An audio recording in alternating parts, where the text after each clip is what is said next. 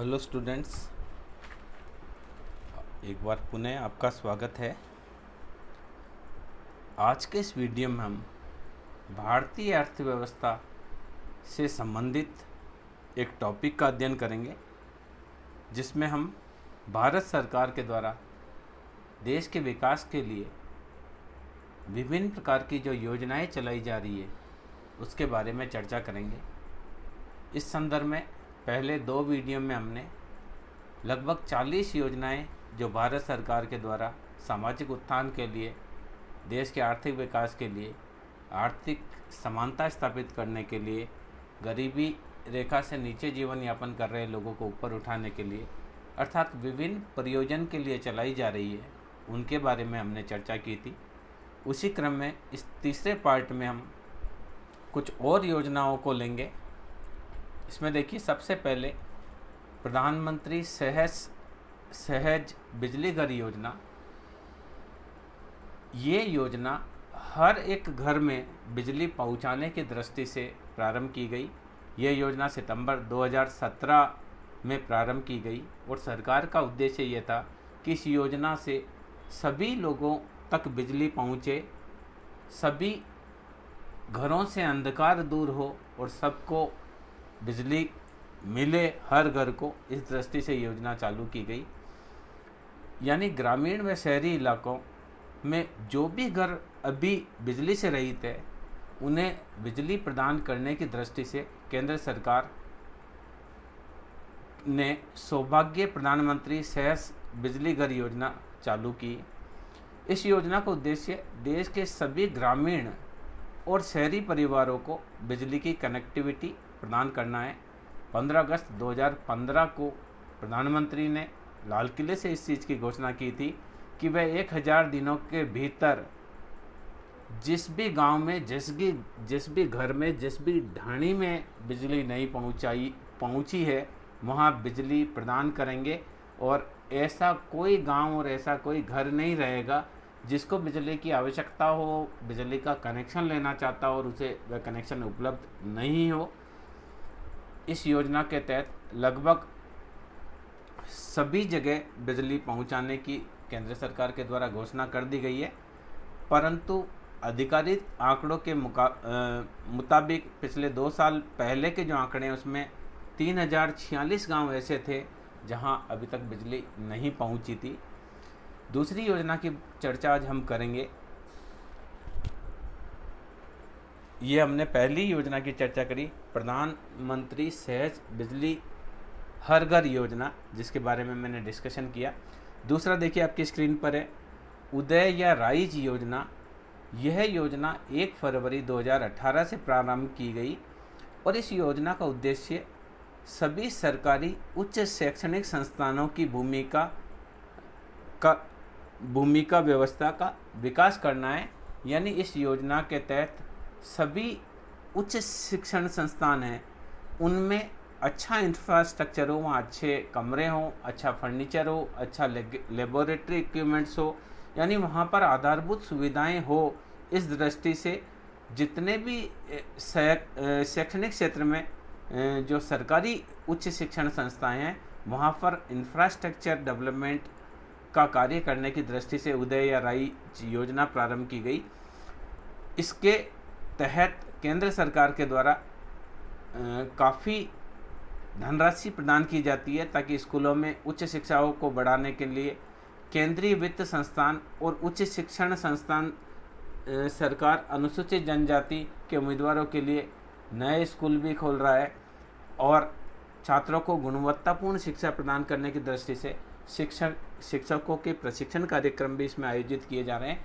इसके साथ ही जो सीनियर स्कूल्स है और कॉलेज स्तर पर इंफ्रास्ट्रक्चर विकास पर भी इसमें ध्यान दिया जा रहा है, जिसमें लेबोरेटरी के इक्विपमेंट्स पर्याप्त हो, अच्छे हवादार कमरे हो, फर्नीचर विद्यार्थियों के बैठने के लिए हो, इन सभी चीज़ों पर इसमें ध्यान दिया जाता है। अगली योजना देखिए, दलितों के लिए अंतर्जातीय विवाह योजना। यह योजना 7 दिसंबर 2017 को प्रारंभ की गई और इस योजना का उद्देश्य यह था कि अंतर्जातीय विवाह के माध्यम से सामाजिक एकता लाई जाए। ये पहले डॉक्टर BR अम्बेडकर योजना जो थी उसको संशोधित कर इस योजना में कोई भी व्यक्ति दलित से शादी करता है तो उसको 2.5 लाख रुपए का सरकार की तरफ से अनुदान दिया जाता है। इसमें दूल्हा दलित हो सकता है, दुल्हन दलित हो सकती है, यानी कोई भी अदर कास्ट वाली लड़की दलित लड़के से शादी करती है तो उसे 2.5 लाख रुपए का अनुदान दिया जाता है, या कोई भी दलित लड़का कोई अदर कास्ट वाली लड़की से शादी करता है, यानी एक अंतरजातीय विवाह को मान्यता प्रदान करता है। चूँकि हमारे यहाँ प्राचीन काल से ही दलितों को अछूत माना गया, तो उस स्थिति को से बाहर निकलने के लिए जो भी हमने संवैधानिक प्रावधान किए, और आज स्थिति बहुत सुधार में है। आज सामान्य रूप से इस प्रकार की कोई घटना देखने में नहीं आती। वर्तमान में तो अंतर्जातीय विवाह भी काफ़ी मात्रा में होते हैं। विशेष रूप से मल्टीनेशनल कंपनीज में काम करने वाले युवा जाति बंधन से अलग हटकर विवाह करते हैं। तो ऐसे युवाओं को इस प्रकार के विवाह के प्रोत्साहन देने के लिए ये योजना, दलितों के लिए अंतर्जातीय विवाह योजना चालू की गई।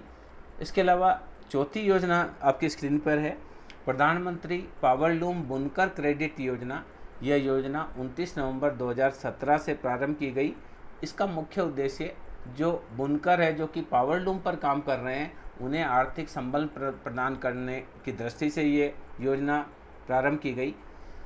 अब इस योजना के तहत सभी पावरलूम बुनकरों को उनके काम के लिए 90% वित्तीय सहायता प्रदान की जाती है। प्रधानमंत्री पावरलूम बुनकर क्रेडिट योजना के तहत पावरलूम क्षेत्र के सभी श्रमिकों को लाभान्वित करने के लिए और उनको अच्छी तकनीक के पावरलूम उपलब्ध कराने की दृष्टि से ये योजना प्रारंभ की गई है। अगर कोई श्रमिक या कोई व्यक्ति जिसके पास पावरलूम है वह उसका आधुनिकीकरण करना चाहता है तो 90% तक उसको वित्तीय सहायता मिलती है। यानी वह 10 लाख की अगर मशीन खरीदना चाहता है तो 9 लाख रुपए तक का उस पर लोन उपलब्ध हो जाता है। यह लघु उद्योगों को मदद करने के लिए और कुशल वस्त्र प्रौद्योगिकों को सतत व त्वरित गोद में लेने के लिए बहुत ही महत्वपूर्ण योजना कही जा सकती है। इसमें लाभार्थियों की कुल योजना की लागत का 20% मार्जिन मनी या सब्सिडी के रूप में मिलता है। यानी आपने 10 लाख की मशीन खरीदी है तो उसमें से 9 लाख का लोन मिलेगा, उसमें से भी 2 लाख रुपए आपको सब्सिडी के रूप में वापस नहीं चुकाने हैं। इसमें लॉन्ग टर्म लोन की सुविधा भी मिलती है और जो ब्याज दर ली जाती है वो केवल 6% ही ली जाती है। इस दृष्टि से यह योजना पावरलूम बुनकरों के लिए एक बहुत अच्छी योजना कही जा सकती है। अगली योजना की हम बात करते हैं। अगली योजना जो 5वीं योजना लिवेबिलिटी इंडेक्स प्रोग्राम, यह योजना शहरों में रहने की स्थिति का आकलन करके उनको रैंकिंग देने की दृष्टि से दिनांक 20 जनवरी 2018 को प्रारंभ की गई। ये योजना मुख्य रूप से स्मार्ट सिटी योजना का एक पार्ट है, जिसमें शहरों में साफ सफाई आदि पर ध्यान देकर कुछ शहरों को स्मार्ट सिटी के रूप में विकसित किया जा रहा है और साथ ही उनको रैंकिंग प्रदान की जाती है ताकि हर शहर अधिक से अधिक इस मापदंड पर खरा उतरे। उसी हिसाब से उनको फंडिंग भी की जाती है। ये योजना MOHUA स्मार्ट सिटी मिशन के तहत लिवरेबिलिटी इंडेक्स प्रोग्राम को लागू करेगी। इस कार्यक्रम में 116 स्मार्ट शहरों में रहने की स्थिति का आकलन करके उन्हें राष्ट्रीय स्तर पर रैंकिंग दी जाती है और ये रैंकिंग 79 मापदंडों पर आधारित होती है, जिसमें कचरा प्रबंधन कैसा है, यातायात व्यवस्था कैसी है, जो सिटी में वृक्षारोपण कैसा है, कई ऐसे मापदंड है, लगभग 79 मापदंडों के आधार पर होती है। उसमें से 57 तो मुख्य पैरामीटर होते हैं और 22 सहायक पैरामीटर होते हैं।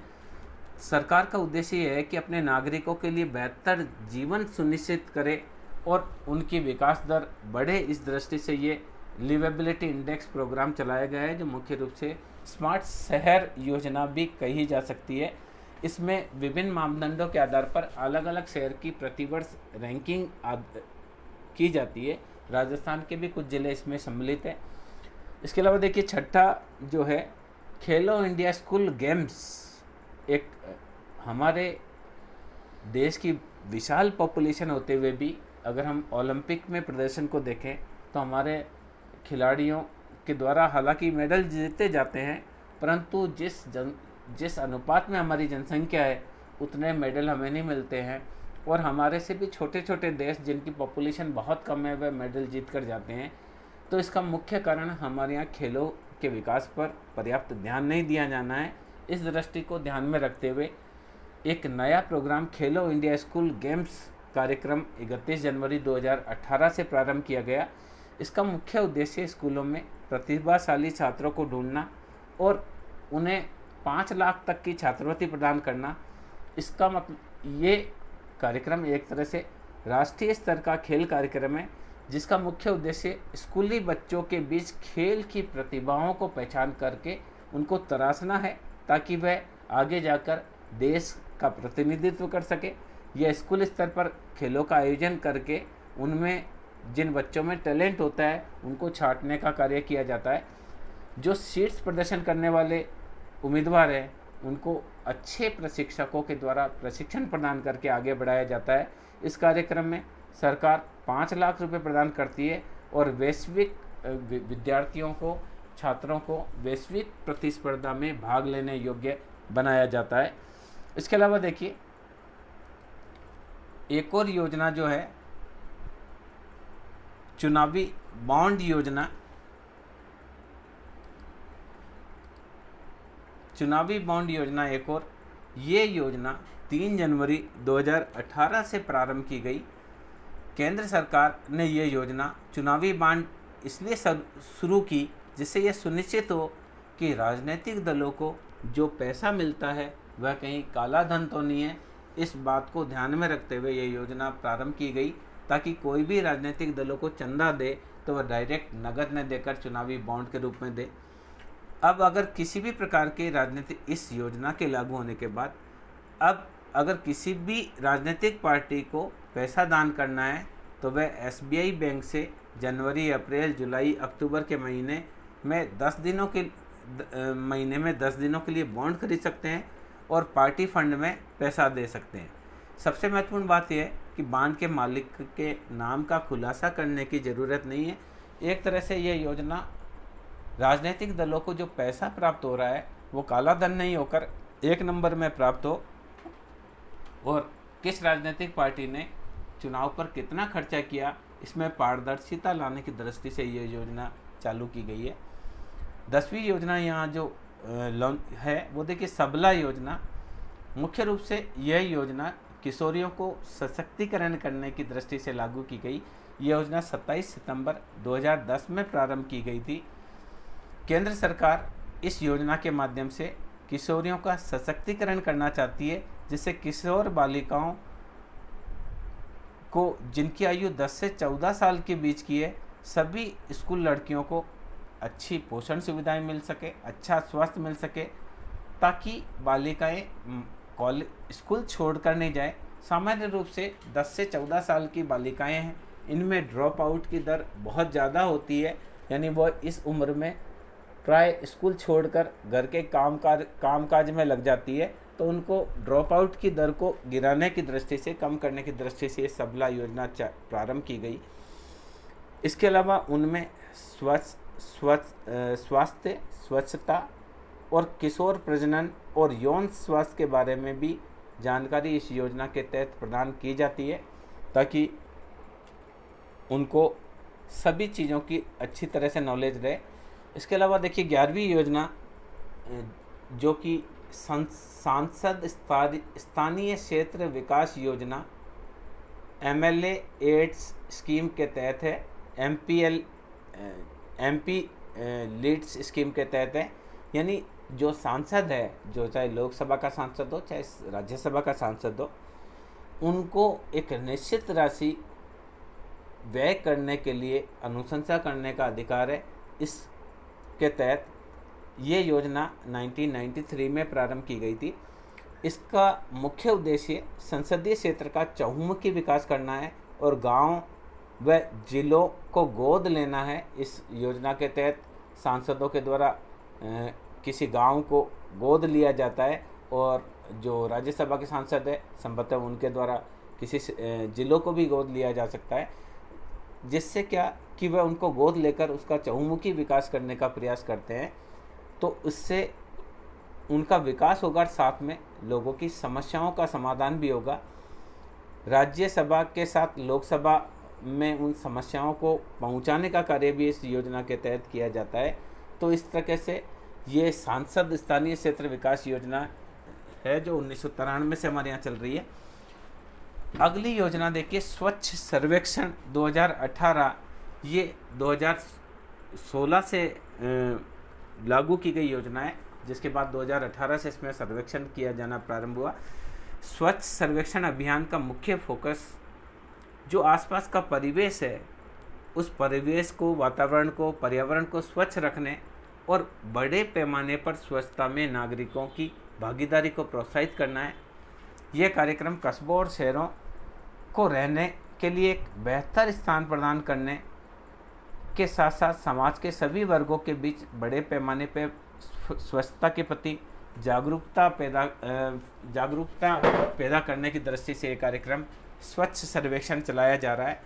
आपने देखा होगा कि पहले जब प्लेग की बीमारी आई थी तब सूरत को सर्वाधिक गंदा शहर घोषित किया, पर एक साल बाद ही सूरत भारत के सबसे स्वच्छ शहरों में घोषित हुआ, क्योंकि वहाँ के नागरिकों में जागरूकता आ गई स्वास्थ्य को लेकर, स्वच्छता को लेकर।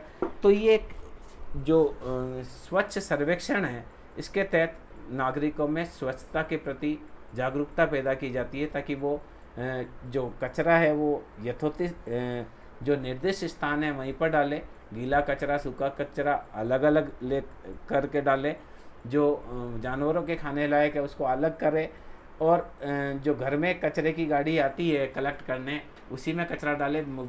विशेष रूप से शहरों में तो नगर पालिकाओं क्षेत्रों में कचरा संग्रहण के लिए गाड़ियां आती है, ये इसके स्वच्छ सर्वेक्षण के तहत ही है। ये सर्वेक्षण शहरों के बीच स्वास्थ्य प्रतिस्पर्धा को बढ़ावा देता है। मान लीजिए स्वच्छता में अगर उदयपुर जिले का ज़्यादा स्थान अच्छा है, जयपुर उससे पीछे है या अजमेर उससे पीछे है, तो अगली बार वहाँ के नागरिक भी इसका प्रयास करें कि वह भी आगे आए। तो ये एक तरह से स्वस्थ प्रतिस्पर्धा की भावना वहाँ के नागरिकों में, वहाँ की नगर पालिकाओं में पैदा करता है, ताकि नागरिक अपनी सेवा वितरण में सुधार करे, नागरिक एक दूसरे को कोऑपरेट करे और एक दूसरे को समझाए कि हमें अपने शहर को गंदा नहीं रखना है बल्कि अपने शहर को स्वच्छ रखना है। इस दृष्टि से ये सर्वेक्षण लागू किया जाता है। अगली देखिए अटल भूजल योजना। ये मुख्य रूप से भूमिगत जल को बढ़ाने की दृष्टि से अटल भूजल योजना 23 दिसंबर 2017 से प्रारंभ की गई है। इस योजना को विश्व बैंक के द्वारा 6000 करोड़ रुपए आवंटित किए गए हैं। ये एक तरह से मेगा परियोजना है, जिससे देश में भूजल को संरक्षित करने के लिए सरकार बड़े स्तर पर कार्य करेगी, जिससे किसानों को कृषि करने में किसी भी प्रकार की जल से संबंधित समस्या का समाधान नहीं करना पड़े। वर्तमान में जब भूजल संरक्षण की स्थिति में अगर हम देखें तो बहुत ज़्यादा हमारी स्थिति अच्छी नहीं है। प्राय हमारा वर्षा का पानी है वो बहकर नदियों से समुद्र में चला जाता है। तो भूजल को संरक्षण करने की दृष्टि से भूमिगत टाँके बनाना है या सोख्ता गड्ढे बनाकर जब अंडरग्राउंड वाटर लेवल को बढ़ाने का प्रयास करने की दृष्टि से अटल भूजल योजना लागू की गई है। इस योजना का मुख्य लक्ष्य भूजल स्तर को बढ़ाना और सिंचाई के लिए कृषि ज़रूरत को पूरा करना है। इसी के तहत आजकल जितने भी सरकारी जो बिल्डिंग्स हैं उन पे वाटर हार्वेस्टिंग सिस्टम लगाए गए हैं, ताकि भूजल स्तर बढ़े। धीरे धीरे ये योजना निजी क्षेत्र में भी लागू करके ये प्रयास किया जाएगा कि भूमि का अंडरग्राउंड वाटर लेवल बढ़े।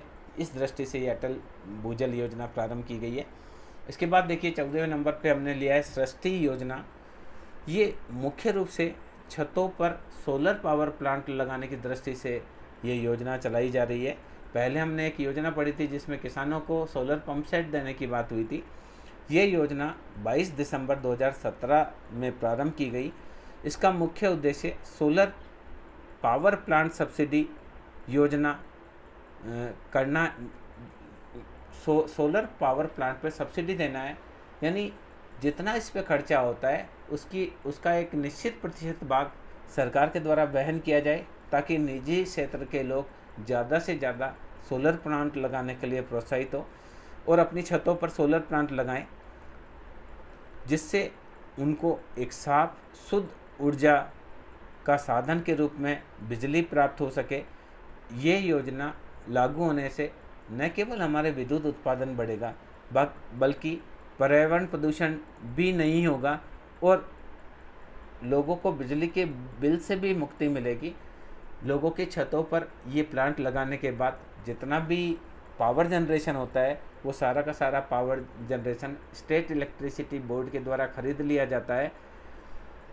और सामान्य रूप से पहले क्या होता था कि सोलर परियोजना लगाने में उस सौर ऊर्जा को एकत्रित करने में बड़ी बड़ी बैटरियां लगाने की ज़रूरत होती थी, और एक बार बैटरी ख़राब हो जाती थी तो उसमें बदलने में बहुत ज़्यादा खर्चा होता था, और इतना ज़्यादा खर्चा हो जाता था कि जितना बिजली की बचत नहीं हुई उससे ज़्यादा खर्चा इसमें हो जाता था। पर इस सोलर पावर सृष्टि योजना जो है, जिसमें सोलर पावर प्लांट लगाने की बात की गई है, इस योजना में जितना भी इलेक्ट्रिसिटी का सृजन होता है वो सारा का सारा स्टेट इलेक्ट्रिसिटी बोर्ड के द्वारा कलेक्ट कर लिया जाता है, अर्थात उसको संचित करने की ज़रूरत नहीं है। आपको केवल डिफरेंस देखना होता है। सपोज आपकी छत पर सोलर पावर प्लांट लगा रखा है और उसने 500 यूनिट बिजली का उत्पादन किया है, और आपने घर में अगर 600 यूनिट का खर्चा किया है बिजली का, तो आपको केवल 100 यूनिट का ही खर्चा देना पड़ेगा। और अगर आपने 400 यूनिट ही खर्च किए हैं तो 100 यूनिट का पैसा आपको इलेक्ट्रिसिटी बोर्ड के द्वारा दे दिया जाएगा। इस दृष्टि से यह योजना बहुत इम्पोर्टेंट है, और साथ ही जो केंद्र सरकार के द्वारा इसमें जो सब्सिडी प्रदान की जा रही है उसकी वजह से बहुत सारे छतों में आजकल ये प्लांट देखने को मिलता है। इसके अलावा देखिए, वस्त्र क्षेत्र में क्षमता निर्माण के लिए योजना SCBTC, ये योजना वस्त्र क्षेत्र में कौशल विकास प्रशिक्षण व रोजगार की दृष्टि से 21 दिसंबर 2017 से प्रारंभ की गई। इस योजना का उद्देश्य वस्त्र क्षेत्र में क्षमता निर्माण के लिए केंद्र सरकार की इस योजना में राष्ट्रीय कौशल योग्यता फ्रेमवर्क के तहत वस्त्र निर्माण का प्रशिक्षण दिया जाता है, जिससे ट्रेनिंग प्राप्त करके लोग अपना स्वरोजगार प्रारंभ कर सकते हैं। फिर वस्त्र व्यवसाय में वह नौकरी प्राप्त कर सकते हैं। ट्रेनिंग के दौरान सरकार के द्वारा कुछ स्थायी फंड या वेतन भी इनको दिया जाता है। इस योजना के माध्यम से सरकार ये चाहती है कि लोग वस्त्र निर्माण का प्रशिक्षण प्राप्त करके छोटा लघु उद्योग लगा सकते हैं, कुटीर उद्योग लगा सकते हैं, मध्यम श्रेणी का उद्योग लगा सकते हैं, अथवा प्रशिक्षण प्राप्त करके किसी वस्त्र निर्माण की इकाई में रोजगार प्राप्त कर सकते हैं। इस दृष्टि से ये योजना प्रारंभ की गई। अगला GST ई-वे बिल जो 16 नंबर पे कलेक्ट किया गया है, ये भी बहुत इम्पोर्टेंट है। यह योजना 18 दिसंबर 2017 से प्रारंभ की गई, और इसके अंतर्गत ये प्रावधान रखा गया कि जो भी ट्रांसपोर्टेशन होता है, जो भी सामान इधर से उधर लिया जाता है, उसमें GST का ई-वे बिल होना बहुत ज़रूरी है। एक राज्य से दूसरे राज्य में जो वस्तुओं का आवागमन है या सेवाओं का आवागमन है, उसमें बिना बिल के माल की आवाजाही नहीं हो, इस दृष्टि से ये माल परिवहन के लिए ई-वे बिल को अनिवार्य किया गया है। नेशनल ई-वे बिल सिस्टम को अब माल की आवाजाही के लिए पूरे राज्य में ट्रांसपोर्टरों के लिए अनिवार्य कर दिया गया है, यानी कोई भी ट्रांसपोर्टर बिना ई-वे बिल के माल को इधर उधर नहीं ले जा सकते हैं। माल को एक राज्य से दूसरे राज्य इंटर स्टेट ई-वे बिल पर ले जाना जरूरी है, और राज्य के भीतर ही अगर एक स्थान से दूसरे स्थान पर, एक ज़िले से दूसरे ज़िले में लेके जाना है तो इंटर स्टेट ई-वे बिल होगा। देखिए, एक राज्य से दूसरे राज्य में लेके जाना है तो इंटर स्टेट ई-वे बिल होगा, और एक राज्य के भीतर ही एक ज़िले से दूसरे ज़िले में लेके जाना है तो इंट्रा स्टेट ई-वे बिल होगा। किसी भी पुलिस जांच के दौरान ट्रांसपोर्टर ऑपरेटर को ई-वे बिल को दिखाना होगा। और अद्वितीय ई-वे-बिल नंबर एक फिक्स नंबर होगा, वो नंबर का ई-वे-बिल होगा, उसको दिखाना होगा। यानी जब भी ट्रांसपोर्टर कहीं माल एक स्थान से दूसरे स्थान पर भेजेगा तो उसको एक ऑनलाइन ई-वे-बिल लेना पड़ेगा, ताकि 2 नंबर पे माल इधर उधर नहीं जाए। इसकी दृष्टि से ये चालू की गई। 17 नंबर पे देखिए नेशनल आयुष मिशन। ये भी काफ़ी मुख्य रूप से आयुष संस्थान, या हम इसको बोलते हैं कि स्वास्थ्य व चिकित्सा से संबंधित ये योजना है, जिससे आयुष मिशन के रूप में लिया गया। ये योजना नेशनल आयुष मिशन 18 दिसंबर 2017 से प्रारंभ की गई। इसका मुख्य उद्देश्य अस्पतालों, औषधालयों, शैक्षणिक संस्थाओं, फार्मेसियों, प्रयोगशालाओं का अपग्रेड करना और आयुष अपग्रेड करना, वहाँ की सुविधाओं में वृद्धि करना है।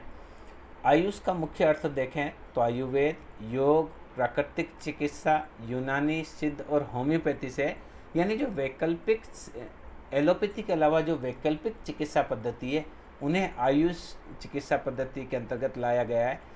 यानी इसमें आयुर्वेदिक हो सकता है, प्राकृतिक चिकित्सा हो सकती है, योग हो सकता है, यूनानी चिकित्सा हो सकती है, सिद्ध हो सकती है, होम्योपैथी हो सकती है। इस योजना से स्वास्थ्य सेवाओं में, शिक्षा में सुधार के साथ दूर दराज के क्षेत्रों में भी औषधीय पौधों की खेती की जाएगी। राष्ट्रीय आयुष मिशन अस्पतालों, औषधालयों, शैक्षणिक संस्थाओं, फार्मेसियों, प्रयोगशालाओं आदि में टेक्नोलॉजिकल एडवांसमेंट का कार्य करेगा, उनका शैक्षणिक उन्नयन का कार्य करेगा, उनमें आधारभूत सुविधाओं को विकसित करने का प्रयास करेगा। एएनएम प्राथमिक स्वास्थ्य केंद्र, पीएचसी सामुदायिक स्वास्थ्य केंद्र, सीएचसी जिला अस्पताल, डीएचएस में विभिन्न आयुष सेवाओं का स्थान भी सुनिश्चित करेगा। यानी जो हॉस्पिटल है, उन हॉस्पिटल में एक क्षेत्र आयुष चिकित्सा के हिसाब से होगा, जहाँ आयुर्वेदिक हो सकती है, होम्योपैथिक हो सकती है, प्राकृतिक चिकित्सा का केंद्र हो सकता है। कहने का तात्पर्य, जिस प्रकार से हमारे यहाँ जगह जगह एलोपैथिक चिकित्सा संस्थान खुले हुए हैं, वैसे ही ग्राम स्तर पर जो आपका उपखंड स्तर है, जिला स्तर है, वहाँ के हॉस्पिटलों में भी उनको आयुष सेवाओं के लिए भी अलग से रूम्स और स्थान दिए जाएंगे। इसके अलावा देखिए उत्तर पूर्व विशेष अवसंरचना विकास योजना, मुख्य रूप से ये योजना उत्तर पूर्व के राज्यों के लिए है, जो सामान्य रूप से अगर राजस्थान के पेपर है उसमें बहुत ज़्यादा इम्पोर्टेंट नहीं है। ये योजना 16 दिसंबर 2017 से प्रारंभ की गई और इसका मुख्य उद्देश्य उत्तर पूर्व के राज्यों में बुनियादी ढांचे का विकास करना, जहाँ सड़क नहीं है वहाँ सड़क की सुविधाएं करना, विद्युत की सुविधाएं करना, पेयजल की सुविधाएं करना। इस योजना से उत्तर पूर्वी राज्यों में बुनियादी ढांचे का विकास होगा। मुख्य रूप से उत्तर पूर्वी राज्यों में कनेक्टिविटी की समस्या होती है, बिजली, शिक्षा, स्वास्थ्य, जलापूर्ति, पर्यटन, इन सभी चीज़ों के विकास की दृष्टि से ये योजना प्रारंभ की गई है। ये योजना उस एरिया का औद्योगिकरण को बढ़ावा देने का भी काम करेगी। वहाँ लोक कल्याणकारी योजनाओं के लिए 100% जो राशि वो केंद्र सरकार के द्वारा प्रदान की जाएगी। यानी जो उत्तर पूर्व में जो विकास की गति धीमी रही है, उसको संतुलित गति प्रदान करने की दृष्टि से योजना प्रारंभ की गई है। इसके अलावा देखिए नेशनल आयुष मिशन हम डिस्कस कर चुके हैं।